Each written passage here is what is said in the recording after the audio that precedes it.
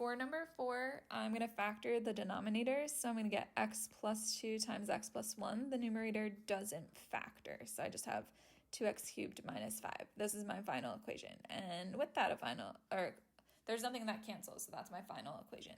So that means I don't have any holes because nothing cancels. The vertical asymptote is based off of what x values make the denominator 0 in that final equation. So that's x is -2 and x is -1. I'm going to circle which one this graph has, a horizontal asymptote or oblique asymptote. Since I know the power, I'm comparing the powers in the numerator and the denominator, the highest power.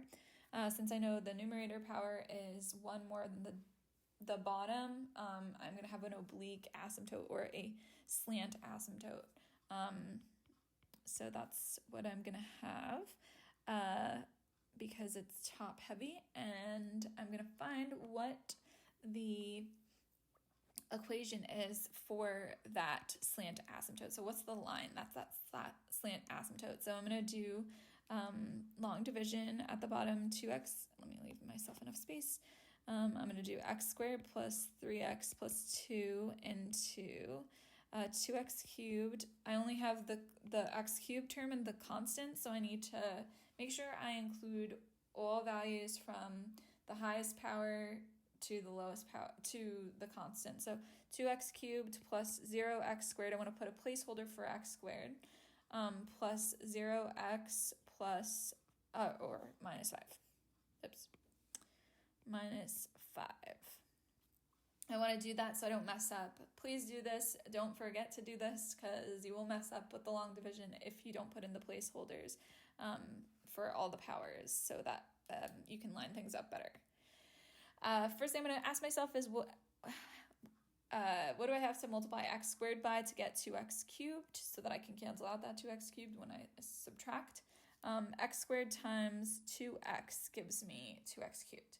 So 2x times x squared gives me 2x cubed.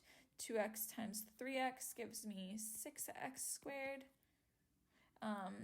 2x times 2 gives me 4x, and I'm subtracting this. So when I put the 2x up here, I already took care of this amount from the polynomial I had, so I'm subtracting it from the polynomial that I originally had, and I'm left with these terms cancel. That's what I wanted. 0x squared minus 6x squared is -6x squared. 0x squared minus 4x is minus 4x. And then I bring down that -5. Doesn't really matter though, because the last question I'm asking is what do I have to multiply x squared by to get -6x squared, and that is -6. This is my line. I don't have to do anything else. That's my line. So I know y equals 2x minus 6 is my oblique asymptote or slant asymptote, and that tells me the end behavior of my function. The limit as x goes to positive and negative infinity of f of x is equal to 2x minus 6. The y-intercept here, I'm looking at, this is the easiest way to find it, -5 divided by 2, so it's 0, and -5 over 2. And then for the zeros, I'm looking for what would make the denominator equal to 0. Sorry, the numerator equal to 0. So I have 2x cubed minus 5 equals 0. I add 5 on both sides. I get 2x cubed is equal to 5. Divide both sides by 2, and I get x cubed is equal to 2.5. And then I take the cubed root of both sides, and I need my calculator for this one. Because I don't know that. And then the cubed root of, wow, do I not know how to use this calculator? I don't know how to use this calculator, so I'm just going to raise to the 1/3 power. So 2.5 to the 1/3 power gives me 1.3, let's just round to 1.4. So I have 1.4 comma 0 is my 0 in this case. All right, and then I will graph this important information that I have. So -2 and -1 I have, oh God, those are too close to each other. -2 and -1 I have vertical asymptotes at. Whoops, I didn't mean to make it like that, but I already did, so that's it. 0 and negative 5 over 2 is my y-intercept. So that's negative 2.5 right here. And then I have 1.4 and 0, so 1.4 and 0 right here. And then I also have a slanted line, 2x minus 6, slant asymptote.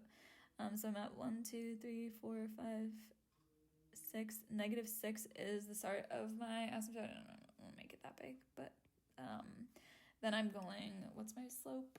2. So I'm going up 2 to the right 1, up 2 to the right 1, up 2 to the right 1, up 2 to the right 1. And I keep doing that. And then I draw in my slant asymptote that goes through all those points I just drew. Keep going. And that's what it looks like. So I'm actually going to extend my vertical asymptotes to be a little longer because I'm going to probably have pieces down here. So I'm going to just make those, I'm probably going to make them, this long. And then, oopsie. Okay. And then I'm going to have to plug things in to see what I get. So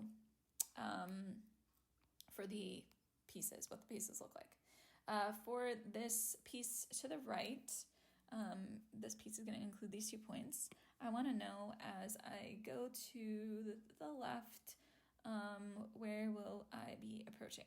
So as I go to the left of this point here, I can plug in negative 1/2 into this function. So I have f of negative 1/2 gives me, that's negative 1/2, I'm going to do this in my calculator, negative 0.5 to the third power times 2. Oh, come on. Clear. Oh, God. Why is it so stupid? Clear. You suck. Okay. Negative 0.5. And I'm raising that to the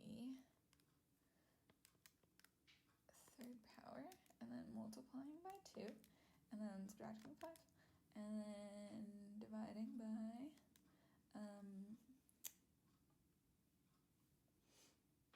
1.5, and then dividing by 0.5. No, yeah, 0.5. And I get negative 7. So this should be negative 1/2 and negative 7. That does make sense. Oh, I guess it does. Yeah. So I need to check that, and negative 1/2 and negative 7 is what I get. So that's down here. Oh, that's weird, because I thought it was going to go upwards, but that's why I need to make sure. So I know it's going downwards, actually. And then that means as I go to the right, I am hitting that horizontal asymptote like that. So make sure you're checking points, because if I didn't check that point, I would have assumed it was going upwards. So make sure you're checking your points. For that middle section, I know that I am going to be approaching the vertical asymptote like that as I go to the right. And then I don't have a x-intercept there, so I know that I'm going to be turning around up there somewhere because I'm not going to be going through the axis. And then as I look to the right, I should have a piece down here. I can check a point to the left, so negative 3. Let's check negative 3. F of negative 3 is going to give me, and I plug it into this function, I have negative 3 cubed is negative 27. Negative 27 times 2 gives me negative 54 minus 5 divided by, and then I have negative 3 plus 2 is negative 1 and negative 3 plus 1 is negative 2, and then I get negative 29.5. So yeah, it's down there somewhere. That's not to scale, but that's where it is, and that's my graph.